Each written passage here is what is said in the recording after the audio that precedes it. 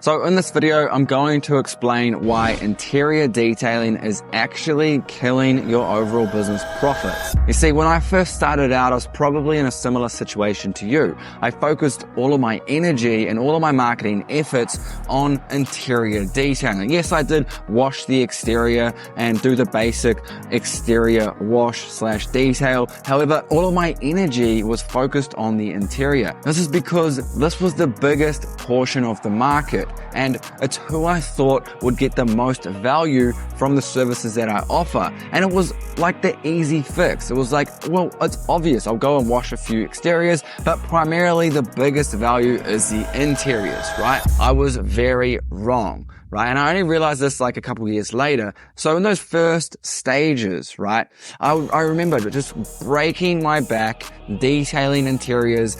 And what happened was, all of my social media content started becoming interior details, right? All of my marketing, all of my messaging, all of my customers were interior-based details. And this in turn compounded and created more interior details for me, right?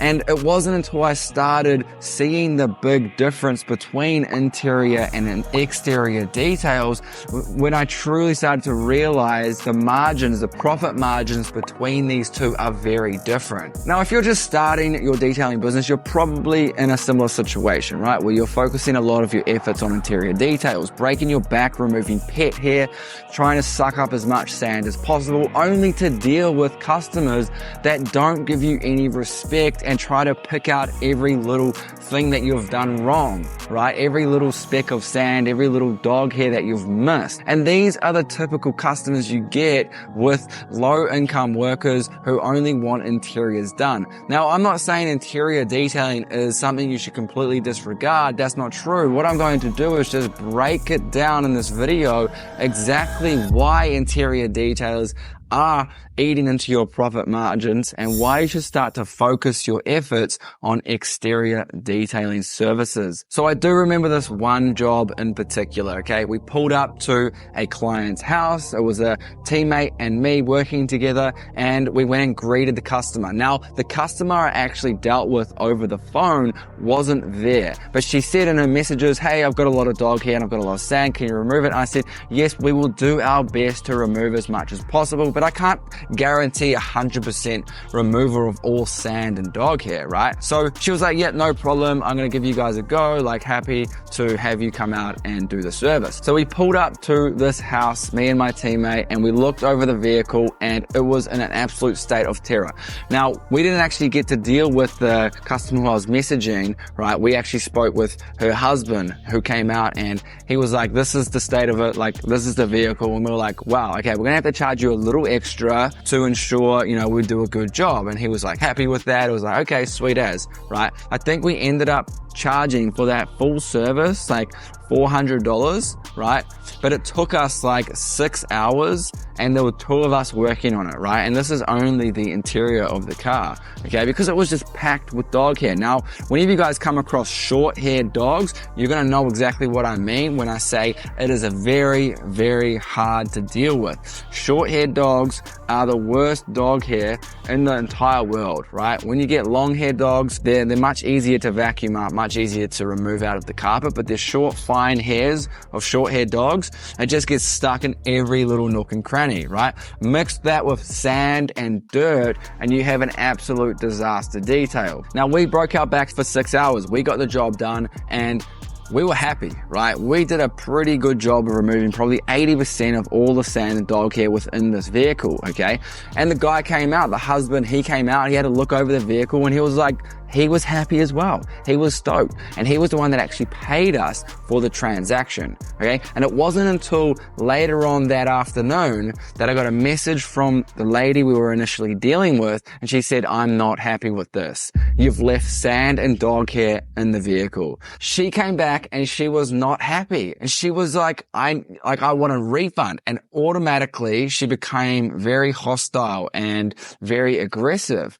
And I was just thinking to myself, me and my teammate just spent a full day essentially working on this vehicle, and she's not happy with it. we didn't really charge her that much and she's not happy with it. And I was like, these aren't the customers I want to deal with. Why am I having to slave away, and I still feel like I'm just like working for someone else? Like, that's not the type of business I wanted to create. I wanted to build a business where I'm happy with the clients that I'm working with, where I actually want to go to work and work on these vehicles. So I think I came to a stark realization after that point, and I was like, right, I need to change something in my business. You know, we're not making much money and we're working on cars that we don't actually enjoy working on, right? So these were the early stages of my business, and that was a common theme in the early stages of my business. And if you go through if you scroll back on my Instagram to some of those disaster details, you'll notice like I've put myself into some situations where I'm just tackling some of the worst of the worst. Now, it became quite valuable for me to actually do disaster details because I grew quite a large Instagram audience. But in terms of profit for my business, it was not profitable. And that's only because I was focusing all of my efforts on interior detailing rather than exterior detailing. All right, now let me explain why exterior detailing services have higher profit margins as opposed to interior detailing services. So number one, it's more valuable to the customer.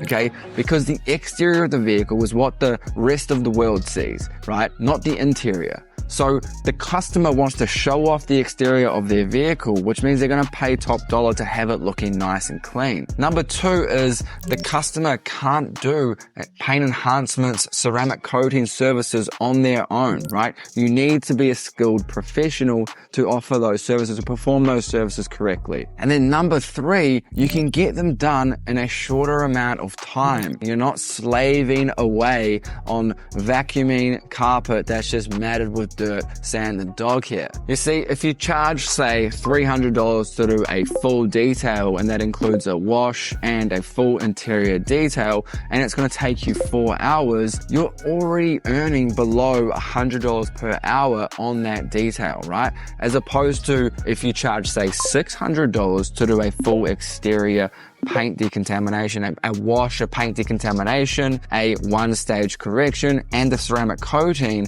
right? That may take you 4 to 5 hours to achieve, and you've made more than $100 per hour, okay? These exterior services are more valuable to your customer.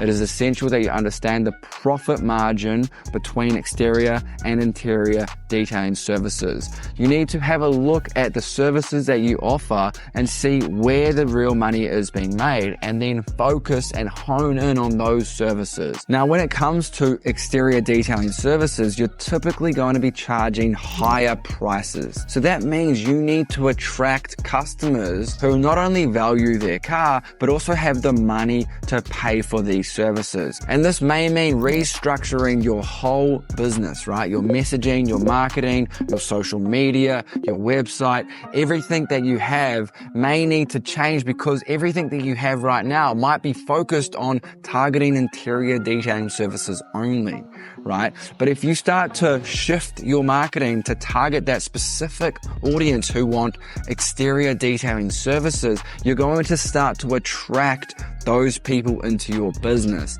This is how it works. And this is because someone who wants to get a $1,000 ceramic coating service done on their $150,000 Porsche is not going to go and use someone who only works on $30,000 and $40,000 cars. Pretty much everything in your business needs to align with your target audience, okay? You need to speak directly to them.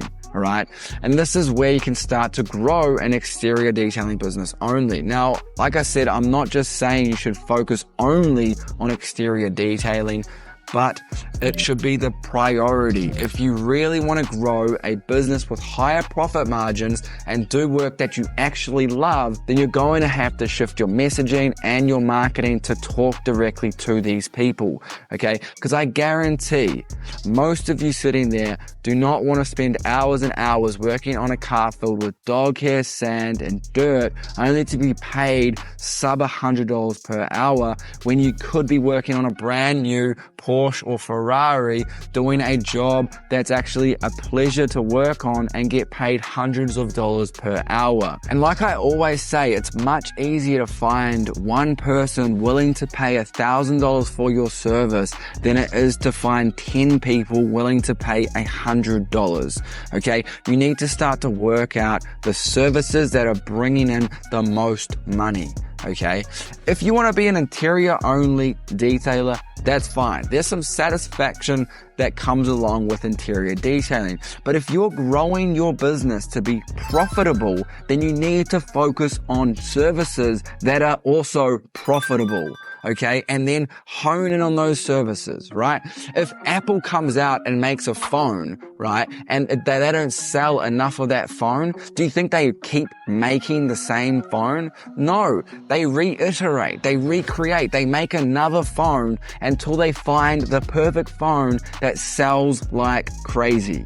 Okay, it is the same with our business. If you are working on a service, right, that is not as profitable as another service, why would you continue to work on the service that's not as profitable? Now, you might be saying, well, there's not that many people that want exterior details. And this is where you're completely wrong. You're just speaking to the wrong people. Okay, because there are hundreds and thousands of people out there that want exterior detailing services, including paint enhancement and ceramic coatings, right? Because there are hundreds and thousands of people that live in your area that own cars that they've spent thousands of dollars on that they want to protect. So I know I've been saying don't focus on interior details, focus on exterior details with higher profit margins, but that's not to say interior details don't have high profit margins if you offer the right interior detailing services. And I'm talking about protection services for the interior. Okay, so what typically happens when you actually shift or restructure your full business to start to target exterior detailing services, premium cars, premium clients who are willing to pay higher prices, okay, what typically happens is these people, they also want their interiors detailed. But guess what? They're always cleaner.